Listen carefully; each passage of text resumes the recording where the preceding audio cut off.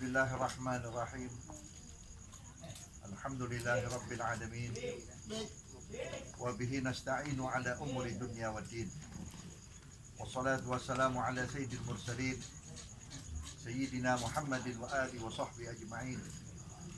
Allahumma salli ala nuril anwar wa siril asrar wa tiryakil aghyar wa miftah babil yasar Sayyidina Muhammadin al-Mukhtar wa alihi al-adhar wa ashabihi al-akhyar adada ni'amillahi wa ifdali. Qala Allah Ta'ala fil Qur'anil Karim, wa innaka la'ala khuluqin 'azim. Wa qala ta'ala, wa ma arsalnaka illa rahmatan lil 'alamin. Wa qala sallallahu alaihi wa alihi wasallam, syafa'ati yawmal qiyamati haqqun. Faman lam yu'min biha lam yakun min ahliha.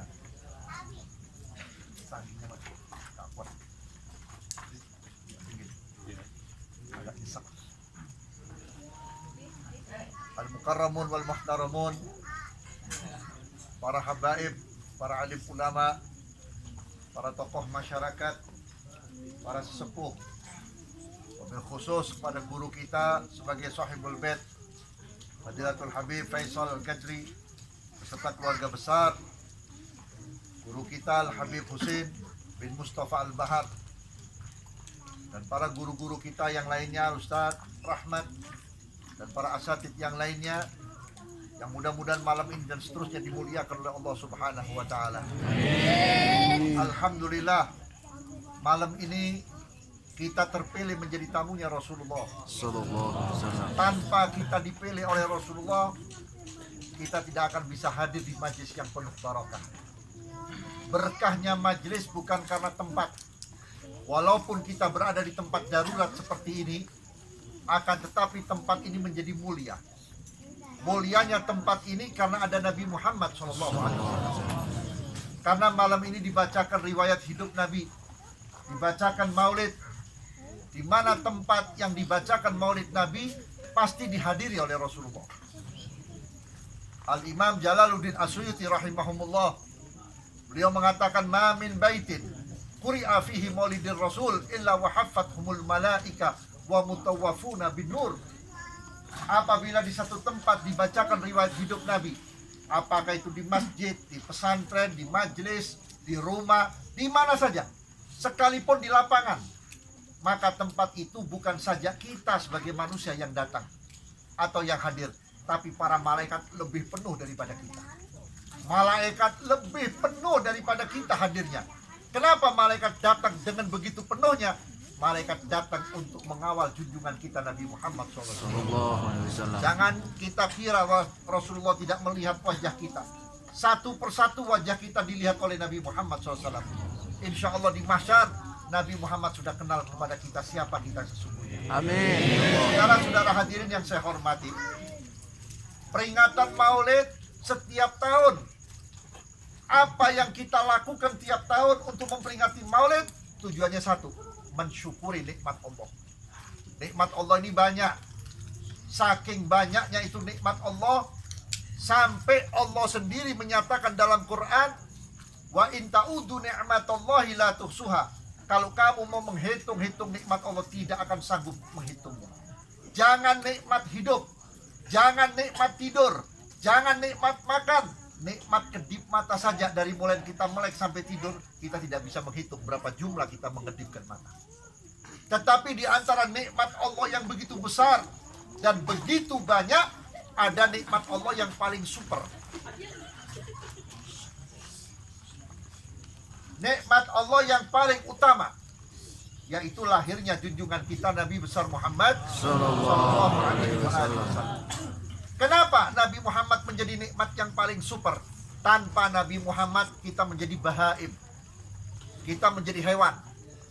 Adanya Nabi Muhammad, kita menjadi manusia yang sesungguhnya. Satu, kita dikenalkan Tuhan yang sebenarnya Allah. Alhamdulillah, kita beriman kepada Allah, kita yakin kepada Allah, kita percaya kepada Allah, kita tunduk kepada Allah, kita ibadah kepada Allah, kita beramal soleh karena Allah. Kenapa? karena sudah ditanamkan oleh Nabi Muhammad kepercayaan kita kepada Allah Subhanahu wa Ta'ala. Yang kedua, kita ditanamkan adab dan akhlak. Akhlak inilah yang menyebabkan manusia menjadi orang-orang yang mulia. Saudara-saudara hadirin, kalau Allah sendiri menyatakan dalam Quran, wa innaka la'ala khuluqin azim, sesungguhnya engkau ya Muhammad yang memiliki akhlak yang paling azim. Azim itu paling agung. Saya mau tanya, apa Nabi Adam gak punya akhlak? Punya. Apakah Nabi Nuh gak punya akhlak? Punya. Semua anbiya punya akhlak. Tidak ada Nabi tidak punya akhlak. Tidak ada Rasul yang tidak punya akhlak. Tetapi akhlak yang paling azim adalah Nabi Muhammad SAW. Saudara-saudara hadirin, sampai turun ayat Quran yang berbunyi wa innaka la'ala khuluqin azim. Ada seorang penasaran, mau tanya kepada Sayyidina Ali bin Abi Thalib, karena Sayyidina Ali disebut oleh Nabi sebagai babul ilm, ana madinatul ilm wa aliyun babuha, pintunya ilmu. Saya mau tanya kepada Ali bin Abi Thalib, ya Ali, saya mau tanya, kalau Allah menyatakan wa innaka la'ala khuluqin azim, sesungguhnya ya Muhammad, sesungguhnya engkau ya Muhammad memiliki akhlak yang sangat besar dan sangat agung. Sebesar apa akhlaknya Nabi? Seagung apa akhlaknya Nabi? Dijawab oleh Sayyidina Ali, kalau kamu mau tahu besar akhlaknya Nabi, kamu keluar dari rumahmu. Kebetulan rumah Sayyidina Ali itu depannya ada padang pasir. Kamu meterin berapa lebarnya, berapa panjangnya. Setelah itu kamu ambil butiran pasir, kamu hitung satu persatu. Orang ini berkata, saya nggak sanggup ya Ali. Tentunya saya tidak akan sanggup untuk menghitung butiran pasir dan mengukur lebar dan panjangnya lautan pasir. Cuman beritahukan kepada saya, di antara akhlak Nabi yang sangat besar, yang sangat agung, apa yang paling menonjol dalam diri Nabi Muhammad? Dijawab oleh Sayyidina Ali, at-tawadhu. Nabi itu gak pernah sombong, merendah. Tidak ada dalam hati Nabi sifat sombong. Tidak ada dalam hati Nabi sifat hasud. Tidak ada dalam hati Nabi sifat gurur, sifat riya. Bersih Nabi Muhammad, maksum, suci. Sehingga Nabi Muhammad tidak pernah keluar dari ucapan dan perbuatannya kecuali sesuatu yang mulia, sesuatu yang baik. Tidak dikatakan di dalam kitab Maulid Simtud Durar, la yaqulu wa la yaf'alu illa ma'rufa. Nabi tidak berkata dan tidak berbuat kecuali yang ma'ruf. Makanya kalau ada orang mau tanya di mana kesalahan Nabi Muhammad, siapapun tidak akan bisa mencari kesalahan Nabi Muhammad. Tapi hebatnya Nabi, biar gak pernah salah, lu diam. Biar gak pernah salah, biar gak pernah dosa, biar dijaga dan dilindungi oleh Allah daripada perbuatan maksiat dan dosa, tapi Nabi Muhammad tidak pernah berkata aku orang suci. Nabi Muhammad tidak pernah berkata aku orang suci. Nabi sholat selalu wudhu. Nabi buang air kecil atau besar selalu istinja. Nabi berhadas besar selalu mandi, sama dengan kita. Tidak pernah Nabi Muhammad tidak perlu wudhu, tidak perlu istinja, karena saya orang suci. Itulah kemuliaan Nabi Muhammad SAW. Dan Nabi Muhammad dalam satu hari tidak kurang 100 kali bertobat kepada Allah. Masya Allah, 100 kali Nabi Muhammad bertobat. Sehingga Nabi menyatakan dalam hadis, ayuhan nas tubu ilallah fa inni atubu ilallah fil yawmi atamarra. Hai sekalian manusia, tobatlah kamu kepada Allah. Sesungguhnya saya atau aku di dalam satu hari tidak kurang 100 kali aku bertobat kepada Allah. Pertanyaan kita, apa salahnya Nabi Muhammad? Apa kekeliruan Nabi Muhammad? Kalau ada yang tahu Nabi Muhammad pernah salah, tolong beritahukan kepada saya. Seorang pendeta Yahudi, seorang pendeta Kristen, seorang pendeta Majusi, dari mulai Eropa sampai Asia, tidak bisa mencari kesalahan Nabi Muhammad. Berapa banyak orang-orang non-muslim mencari kesalahan Nabi Muhammad, akhirnya apa? Bertahun-tahun dia membuat tulisan untuk menjelekkan Rasulullah, menjelekkan Nabi Muhammad, menjelekkan akhlak Rasul. Akhirnya dia masuk Islam karena sudah tidak ada cara untuk menjelekkan Nabi Muhammad SAW. Maka oleh karena itulah kita malam ini ucapkan terima kasih kepada Allah. Ucapkan syukur kepada Allah. Alhamdulillah ya Allah, tanpa bapak dan ibuku meminta aku menjadi umat Nabi Muhammad, keluar menjadi umat Nabi Muhammad yang disebut ummatan marhumah. umat yang mendapat rahmat, umat yang mendapat keutamaan. Apa keutamaan kita? Satu, umat Nabi Muhammad gak ada yang panjang umurnya. Paling panjang 60-70. Kalau ada yang 100 dulu, sekarang udah gak ada ya. Udah jarang. Apalagi sekarang banyak anak muda yang mati. Iya.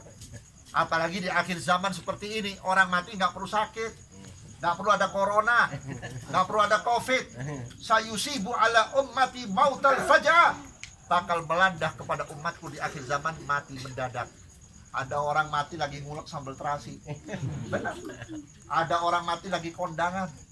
Ada orang mati lagi jalan mau ke pasar meninggal. Kita nggak tahu. Artinya apa? Waktu umat Nabi Muhammad itu singkat. Tetapi ingat saudara, biar kita singkat, kita sudah dimintakan oleh Rasulullah agar kita menjadi umat yang terbaik. Sehingga Allah sendiri berkata, aku haramkan syurga dimasukin Nabi dan Rasul yang lain sebelum Muhammad dan umatnya. Inilah untung kita jadi umat Nabi Muhammad. Jangan kita bosan jadi umat Nabi Muhammad. Jangan kita bosan jadi pengikut Nabi Muhammad. Sekarang ini banyak orang-orang yang berusaha supaya kita terhindar dari Nabi Muhammad. Supaya kita pisah dari Nabi Muhammad. Dijauhkan dari sunnahnya, dijauhkan dari akhlaknya, dirusak anak-anak kita lewat HP, dirusak anak-anak kita lewat televisi, dirusak anak-anak kita lewat permainan-permainan, sehingga kita di rumah baca Quran, anak kita sudah janjian sama Jable di luar gara-gara HP. Benar apa tidak? Janjian kepada orang-orang, kepada teman-teman untuk berkumpul berbuat mesum, kita nggak tahu. Kenapa? Yahudi dan Nasrani sudah bersumpah, sehingga sumpahnya diukir dalam Quran. Walan tardo ankal yahud walan nasara hatta tattabi'a millatahum. Tidak akan pernah ridho, tidak akan pernah rela. Siapa? Al yahud wan nasara. Kepadamu hei Muhammad dan kepadamu hei umat Muhammad, sampai umat Nabi Muhammad menjadi pengikut mereka. Orang Yahudi gak bakal menjadikan kita orang Yahudi, Pak. Gak kuat kalau kita dipindahkan agama. Ya, antum punya KTP besok berubah menjadi Yahudi, nggak mungkin. Atau antum punya KTP jadi Kristen, nggak mungkin. Tapi perlakuan kita, peradaban kita, akhlak kita diyahudikan. Betul apa tidak? Siapa yang mendukung kemungkaran di Republik Indonesia? Siapa yang menolak syariat Islam di Indonesia? Mereka orang-orang Islam. Bapaknya Islam, emaknya Islam. Tapi mereka nggak suka dengan ajaran Nabi Muhammad. Mereka nggak suka kepada syariatnya Nabi Muhammad. Padahal syariatnya Nabi Muhammad inilah yang membuat kita selamat. Betul apa tidak? Betul. Sehingga Nabi mengatakan, apabila umatku sudah tidak lagi menggunakan hukum Allah, maka umatku akan dilanda mati secara mendadak. Mati secara mendadak. Kalau mati jasadnya, Pak, anak 5, mati 2, masih ada 3. Betul nggak? Emaknya muda, kita bikin lagi, ya kan? Tapi mati di sini, mati haibah. Tidak ada haibah. Berapa puluh kali kita demo depan Jokowi? Berapa puluh kali kita demo di Jakarta sampai detik ini, tapi tidak bisa menggoyahkan mereka. Kenapa? Karena mereka menganggap kita recehan. Mereka menganggap kita sudah nggak ada apa-apanya.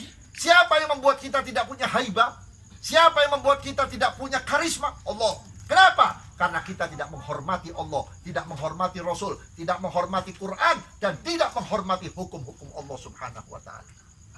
Beb, saya menghormati katamu, tapi kenyataannya lihat saja rumah-rumah orang Islam, antara maghrib dan isya saja yang kedengaran televisi, yang kedengaran handphone, yang kedengaran laptop, yang kedengaran orang ngobrol. Dulu Indonesia belum jaya, belum makmur, ya. Dulu lihat rumah-rumah orang Muslim di kampung maupun di kota, terdengar orang baca surat Al-Baqarah. Di situ terdengar orang baca Kahfi. Di situ terdengar orang baca Yasin. Di situ terdengar orang baca Rotib. Di situ terdengar orang baca Manaqib. Berkah. Betul nggak? Berkah. Bukan karena presidennya. Presidennya itu urusannya Allah. Betul nggak? Zaman Pak Harto lihat, nggak ada orang kampung nggak baca Ratib. Semua baca Ratib. Karena zaman Pak Harto TV sudah ada. Dangdutan sudah ada, tapi nggak serusak zaman sekarang. Kenapa? Zaman dulu orang semakin tambah rezekinya semakin takut kepada Allah, Pak. Semakin tunduk kepada Allah. Tapi sekarang pinter dikit sombong, kaya dikit sombong, punya jabatan dikit sombong. Dengan kesombongan inilah yang masuk ke dalam tubuh kita iblis laknatullah. Saudara-saudara, sebelum Allah mengumumkan bahwa Allah akan melaknat iblis, ya, Allah menyuruh Jibril alaihissalam untuk mengabari atau memberitahu kepada Nabi Muhammad SAW di dalam alam arwah. Muhammad, nanti sebentar lagi Allah akan melaknat iblis. Diceritakan iblis itu seorang makhluk yang tadinya cakep luar biasa. Saking cakepnya hampir sama dengan malaikat. Dan iblis diberi ilmu oleh Allah lebih dari malaikat. Sampai iblis menjadi penasihatnya malaikat. Dan iblis makhluk yang sujud kepada Allah selama 80.000 tahun. Makanya kalau ada orang baru sujud 2 bulan jidat hitam sombong, kalah sama iblis. Iblis 80.000 tahun sudah. Tapi kenapa iblis dilaknat oleh Allah? Karena 2. 1, sombong, menganggap dirinya lebih mulia dari Adam. Yang kedua, syirik kepada Nabi Muhammad. Orangnya belum ada, wujudnya belum ada. Kenapa masih dibangga-banggakan oleh Allah? Ditulis di pintu gerbang sorga, Allahumma sholli ala Muhammad wa ala ali Muhammad. Ada yang mengatakan sallallahu ala Muhammad, ada yang mengatakan ada yang mengatakan la ilaha illallah Muhammadur Rasulullah. Heran iblis, kok Muhammad orangnya belum ada, kok namanya sejajar dengan Allah? Syirik. Maka disinilah Pak, kalau ada orang Islam syirik kepada Nabi Muhammad, nggak resep Nabi Muhammad dimuliakan, nggak resep Nabi Muhammad diagung-agungkan, lalu kita dikatain mengkultuskanlah, itu sama dengan iblis. Biar dia sujud, hafal Quran, punya pesantren, nggak resep kepada Nabi Muhammad, iblis laknatullah na'udzubillah. Kenapa? Karena Nabi Muhammad Pak yang mengenalkan kita kepada Allah. Tanpa Nabi Muhammad kita nggak bisa sujud, betul apa tidak? Tanpa Nabi Muhammad kita nggak bisa ijab kabul dalam nikah. Tanpa Nabi Muhammad kita nggak bisa ibadah haji. Tanpa Nabi Muhammad kita nggak bisa jadi dzurriyyah Rasul. Tanpa Nabi Muhammad kita nggak bisa jadi warasatul anbiya. Ini semua karena Nabi Muhammad. Maka oleh karena itulah syukur kepada Allah. Setiap datang Rabiul Awal kita berkumpul, diajak memuji Rasul, diajak memuji Nabi Muhammad, dan membuka daripada perjalanan Nabi Muhammad, sekaligus kita diingatkan oleh ulama-ulama kita, guru-guru kita, supaya pulang tetap ikut Nabi Muhammad. Jangan lepas sunnah Nabi Muhammad, jangan lepas akhlak Nabi Muhammad. Dan salah satu daripada sifat Nabi Muhammad tolong ditaruh dalam diri kita. Sekarang kita ambil sifat Nabi Muhammad, sifat tawadhu.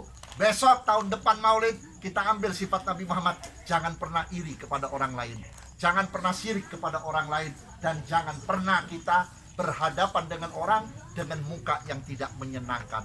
Sehingga Nabi mengatakan khiyaru ummati idza ru'u dzukirallah. Sebaik-baiknya umatku kalau dilihat wajahnya, yang lihat itu ingat Allah. Ya Allah, ini orang Masya Allah, ini wajah-wajah orang soleh, mudah-mudahan saya bisa soleh seperti orang ini.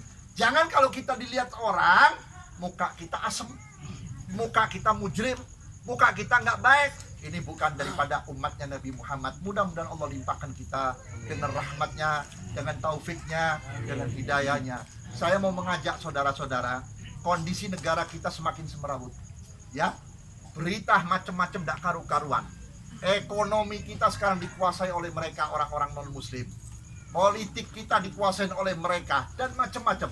Kita mau demo, dianggap radikal. Betul apa tidak? Saya cuma minta satu, karena umat Islam hanya tinggal satu yang dia punya. Apa itu? Doa.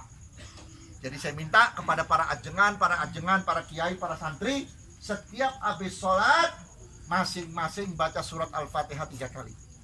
Niatkan, ya Allah, amankan Indonesia, bersihkan Indonesia daripada wabak dan taun, daripada balak, penyakit, dan macam-macam rupanya, dan jauhkan Indonesia dari orang-orang pengkhianat yang akan menguasai Indonesia, dan berikan pemimpin yang baik. Kita tidak berkata fulan baik, berfulan baik, tapi kita minta Allah berikan pemimpin yang terbaik, supaya umat Islam lebih makmur daripada kemarin-kemarin, saudara hadirin. Supaya umat Islam lebih aman, ekonominya jalan dengan normal, pengajiannya jalan dengan normal, tidak ada huru hara. Kita minta kepada Allah. Kalau satu masjid ada 50 orang, kali 3 Fatihah sudah berapa? 150.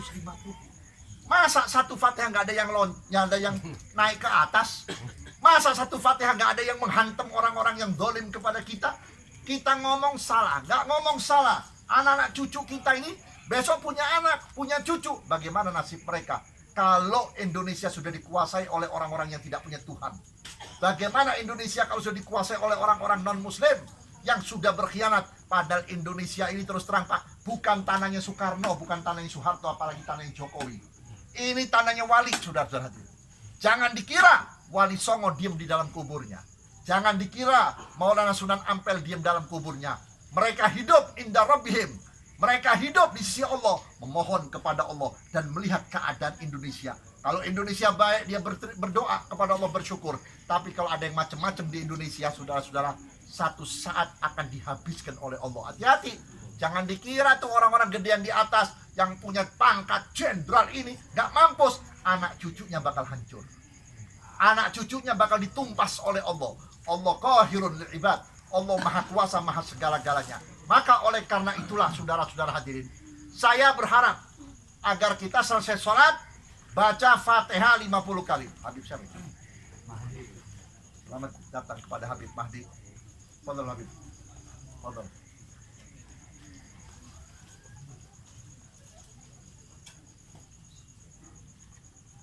Saudara-saudara hadirin, jadi saya berharap ya setiap habis sholat baca Fatihah 3 kali.